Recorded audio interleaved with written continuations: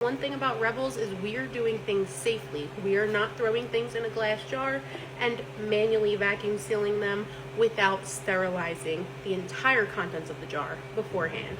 I am so glad you asked this question. Linny asked me if she could use one of those TikTok canners to can leftovers.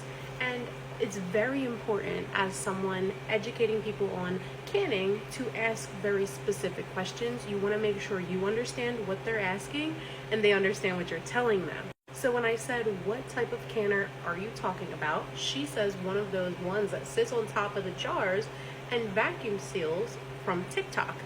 This is a mason jar vacuum sealer. It's electronic. You sit it on top of the jar with a lid on it, and it vacuum seals the air out of the jar. What it doesn't do is sterilize the contents of the jar. You also may be familiar with my favorite vacuum sealer for jars. It's from 4Jars. Again, you would put a lid on here.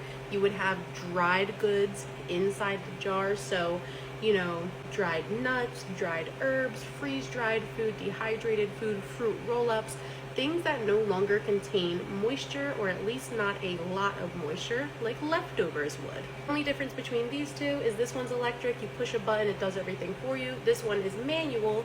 You pump the air out of the jar yourself. I actually prefer this one, and it is linked in my bio if y'all are interested. But on the other hand, the reason I asked that specific question is because I wasn't sure if she was talking about pressure canning, water bath, etc. And the fact that she was talking about vacuum sealing is very important, because no, you cannot can your food with this. This is not canning. This is removing air from the jar, sealing the jar, and that's it. It does make stuff more shelf stable, but only things that are already dry. So they're essentially shelf stable for a short period of time without refrigeration anyway. You can your leftovers. You would just have to put them through the sterilization process or the canning process, which will sterilize the contents of the jar itself, the lid, the ring. They'll all be sterilized. And then in the end of the canning process, when you remove them from the jars will seal on their own. It's a natural part of the process, as opposed to manually sealing it with this.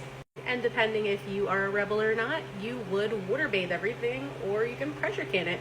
100% up to you.